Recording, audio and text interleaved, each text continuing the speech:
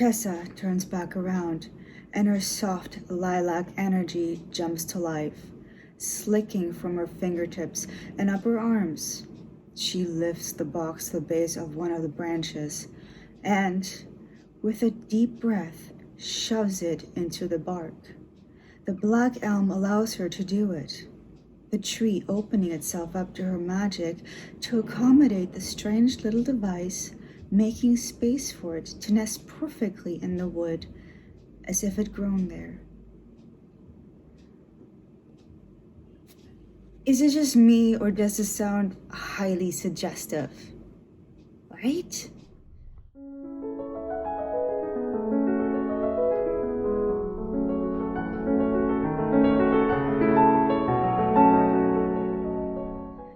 Welcome to Flipflops and Notebooks Book Reviews. I am Elliot, and today I'm going to review The Faekeeper by H.E. Edgmon. This is still part of the Inkyard Press Young Adult Summer Reads block tours. Let's get started. All right, so first of all, thank you to the publisher Inkyard Press and NetGalley for providing me with a copy of this story. All of my opinions are my own. Confession, I didn't read the first part, The Witch King. So The Faekeeper comes after The Witch King, which came out last year. I didn't read that one, so I was pretty clueless about The Faekeeper. It was quite an adventure, I can tell you that. Let's continue with the details. Characters. The protagonist. I wasn't impressed. Not at all. He's also the narrator, and I didn't like his attitude. Not at all. It was a big no-no for me. It made reading the story a real big chore. Yeah. The narrative itself was all over the place. The world building wasn't really there. Like, this is supposed to be a fantasy story, but it has names and locations from the real world.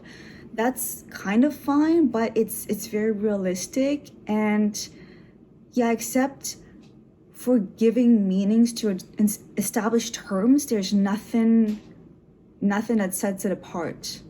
So for example, an influencer has nothing to do with social media, and technology is tweaked with magic, but it's poorly explained how this is done. Writing, it's not succinct. There are run-on sentences that appear incomplete. Thoughts that don't follow the general idea of the paragraph are just thrown in there all over the place. It was very jarring. The bad grammar on top of it just made it a bit of a doozy to read. So all of that combined requires the reader to trick themselves into thinking that they're reading a fantasy story. That's a tall order, right?